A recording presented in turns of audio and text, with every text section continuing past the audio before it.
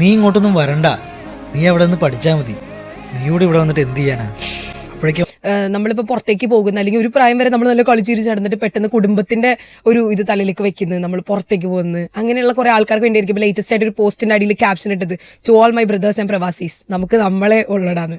അങ്ങനെ ദേവരാജിന് ആരെങ്കിലും ഉണ്ടോ? എനിക്ക് ഒരുപാട് പേരുണ്ട്. എൻ്റെ ഒരുപാട് സുഹൃത്തുക്കൾ, എൻ്റെ കൂടെ സ്കൂളിൽ പഠിച്ചവരും ഇപ്പോൾ കോളേജിൽ പഠിക്കുന്നവരും, ഞാൻ ആദ്യമായിട്ട് എനിക്ക് ജോലി കിട്ടിയ എൻ്റെ കൂടെ റൂമിൽ താമസിച്ചവൻ കഴിഞ്ഞ ദിവസം എനിക്ക് മെസ്സേജ് അയച്ചു. അവൻ പറഞ്ഞു കുറേ, അപ്പം അവൻ നല്ലൊരു കമ്പനി നല്ലൊരു പൊസിഷനിൽ വർക്ക് ചെയ്യായിരുന്നു. അവൻ മെസ്സേജ് ഇങ്ങനെയൊക്കെ പറഞ്ഞു, കുറേ തമാശ പറഞ്ഞ അവസാനം പറഞ്ഞു, എടാ എനിക്ക് ലാസ്റ്റ് സീനാണ്, ഞാൻ അടുത്താഴ്ച ദുബായി പോകാൻ നിൽക്കടാന്ന് പറഞ്ഞു. നീ ഇത് നിർത്തി ദുബായി പോവാണോ? ഒരുപാട് ഫ്രണ്ട്സ് ഉണ്ട്, പേരെടുത്ത് പറയുന്നില്ല, ഒരുപാട് ഫ്രണ്ട്സ് ഇപ്പൊ യു എയിലായിട്ടും അല്ലാതെ പല സ്ഥലങ്ങളായി നിൽക്കുന്നവരുണ്ട്. എല്ലാവരുടെയും സ്റ്റോറി സെയിം ആയിക്കൊള്ളുന്നില്ല, പക്ഷെ ഒരുപാട് റിലേറ്റ് ചെയ്യാൻ പറ്റുന്ന സംഭവമാണ്. എനിക്ക് പടം കഴിഞ്ഞ് വന്ന DMസിൽ എനിക്ക് ഏറ്റവും അധികം മെസ്സേജസ് വന്നിട്ടുള്ളത് പ്രവാസീസിന്റെ. ഓ ശരി. ഇപ്പൊ മോദൻ അല്ലാത്തവരുണ്ട്, എല്ലാവരും ഇപ്പൊ പിന്നെ എൻട്രി പാട്ട് ചേട്ടാ അടിപൊളി മറ്റേ അതൊക്കെ പറയും. പക്ഷെ പ്രവാസീസിന്റെ മെസ്സേജിൽ ഒരു ഇമോഷനും കൂടെ ഉണ്ട്. അവര് പടം കൊള്ളാം, അത് രണ്ടു വരിയിൽ പറയും, പിന്നെ വലിയൊരു എസ് എഴുതിയിട്ടുണ്ടാവും. അവരുടെ ലൈഫ് അവര് പടത്തുനിന്ന് വിട്ടു, അവരുടെ ലൈഫിലേക്ക് വന്നു. നിങ്ങൾ ആദ്യമായി ഞാൻ ഇതേ ബ്രോക്ക് ഇപ്പൊ ഇത്ര പ്രായമായിട്ടുണ്ടാവും, ഞാൻ എന്റെ 14-ാം വയസ്സിൽ 15-ാം വയസ്സിൽ, അപ്പൊ 14-15 വയസ്സിലേക്ക് അവിടെ പോയി. സ്കൂൾ ടൈം അല്ലേ ശരിക്കും പറഞ്ഞു, സ്കൂളിൽ പഠിക്കുന്ന ഞാൻ ആ സമയത്താണ് അവിടെ പോകുന്നത്, ഞാൻ ഇത്രാം ക്ലാസ് വരെ പഠിച്ചത്. പിന്നെ പറയും ഞാൻ ഈ ചെറിയ പ്രായത്തില് ബ്രോ അങ്ങനെ തൊപ്പിയൊക്കെ ഇട്ട് മേളിലേക്ക് നോക്കി നിൽക്കുന്ന ഒരു നോട്ടം, ആ നോട്ടം ഞാൻ ഒരു 15 വർഷം മുന്നേ നിന്നിട്ടുണ്ട്, ഞാൻ ഇപ്പോഴും ഇങ്ങനെ നിൽക്കുകയാണെന്നൊക്കെ പറഞ്ഞ് ഇമോഷണലി കുറെ പേര് കഥ എഴുതും.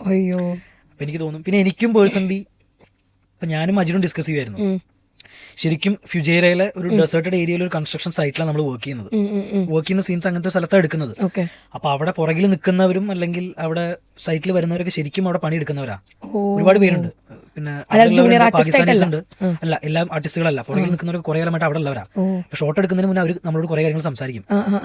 അപ്പൊ ഒരാളെന്നോട് പറഞ്ഞു, എനിക്ക് ഇപ്പോഴും ഓർമ്മയുണ്ട്, ഞാൻ 7 വർഷമായി ബ്രോ പാകിസ്ഥാനിയാണ്, ഞാൻ 7 വർഷമായി ഈ നാട്ടിൽ പോയിട്ട് എനിക്ക് പോകണമെന്നുണ്ട്, പക്ഷെ പല കാര്യങ്ങളായിട്ട് പോകുന്നില്ല എന്നൊക്കെ പറഞ്ഞ് അവരുടെ കഥകളൊക്കെ പറയുന്ന സമയത്ത് നമുക്ക് തോന്നും ഇതൊക്കെ കഴിഞ്ഞാൽ നമ്മൾ ഷോട്ടിലേക്ക് വരുന്നു, നമുക്ക് ആ റിയൽ ഇമോഷൻ കിട്ടും. കുറച്ച് ദിവസം ഉണ്ടല്ലോ, എനിക്ക് 7 ദിവസമേ നമ്മൾ ആ വർക്ക് സൈറ്റിലെ സീൻസ് എടുത്തിട്ടുള്ളൂ. ആ ഷെഡ്യൂൾ അത്രയും നമുക്ക് ഉണ്ടായിരുന്നുള്ളൂ, 7 ദിവസമില്ല 5 ദിവസം എന്തോ ഉണ്ടായിരുന്നുള്ളൂ. അത് കഴിഞ്ഞ് എല്ലാം കഴിഞ്ഞ് നമ്മൾ ആ യൂണിഫോം ഊരി വെക്കുന്ന നമുക്കൊരു കണക്ഷൻ കിട്ടും, പിക്ക് എടുത്ത് വെച്ചിട്ടുണ്ട്. നമുക്ക് ആ ഒരു കോസ്റ്റ്യൂം എല്ലാ സിനിമ അതാണ് ഏറ്റവും കൂടുതൽ ആൾക്കാർക്ക് കൊണ്ടതെന്ന് പറഞ്ഞാൽ അതിനെ തെറ്റിദ്ധരിച്ചെടുക്കുന്നു. പക്ഷെ ശരിക്കും നീ അതൊന്ന് വായിച്ചു, ആ ഡയലോഗ് ഇപ്പൊ പറയാൻ പറ്റുമോ? അത് ഭയങ്കര ഇമോഷണലി മറ്റേ മ്യൂസിക് ആയിട്ട് പറയേണ്ട സാധനമാണ്. എന്തായിരുന്നത്? ഞാൻ പറയാൻ പറ്റും, അജിൻ പറയുന്ന ഡയലോഗ് നീ അയ്യോ അന്നല്ലതാ പറ.